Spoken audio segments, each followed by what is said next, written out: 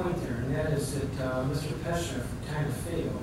He managed to get a petition by some 40, maybe 42 or 3 legislators, and then I guess the president of the parliament made them all kind of stand up and confess, and some of them back down, and the whole operation, if you will, failed. And it wasn't until several months later, after Peshev, I guess, is out of office, because I don't know if he loses a seat in Parliament, he certainly is no longer the Vice President. So, does he get credit for something that happens afterwards, for an effort that in the moment failed? What he did, all the accounts I've read, I brought 2 of those here. He went in on March 8th, 1943, Jewish constituents approached him in the town where he's from, which is Houstonville, I think I can't pronounce it very well. And the next day, he went to Sofia to Parliament, and he started gathering signatures of members of Parliament. But at that time, he went in with some members of Parliament, and they kind of broke into the office of the Minister of the Interior, who was in charge of the deportation, of enacting that. Minister of the Interior in Central and Eastern Europe, all over Europe, is also, it's akin to like the Attorney General of the U.S. But they also have a lot of police functions, they have their own, they have the National Police Force. Goes in there, and they kind of forced him, the Minister of the Interior, I think it was Stoyanov, am I right? Okay. That they forced his hand, they said, you need to call right now and end deportation orders. So the account I read is that Peshev stayed in the office. Stoyanov called all the deportation centers and said, anyone you have, release them, and don't enforce this. And it got called off.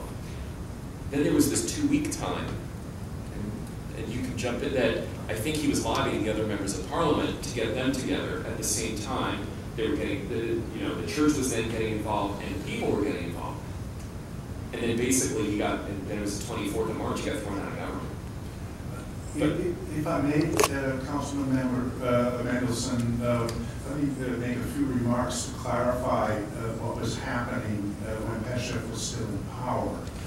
The Bulgarian government agreed to the German request to give up their Jews and planned deportations in cycles. The first cycle was to include 20,000 Jews, including the 11,300 or so from Thrace, from Macedonia, and from Tyrol, as well as 8,000 Jews from Sofia. It was in the interim between the successful deportation of the Jews from those areas which Bulgaria had occupied as a result of its affiliation with the Axis, and the deportation of those 8,000 Sofia Jews that Mr. Peshev intervened.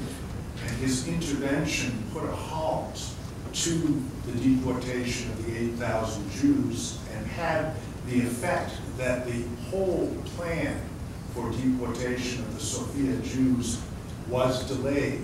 And during the delay, the public opposition from all walks of society, as my 2 colleagues here have mentioned, convinced Boris, perhaps not for altruistic reasons, to cancel the deportations altogether, though not, unfortunately, to cancel plans to remove Bulgarian Jews from Sofia and put the males to work in forced labor camps. And the forced labor camps, though, came after Peshev was thrown out of government.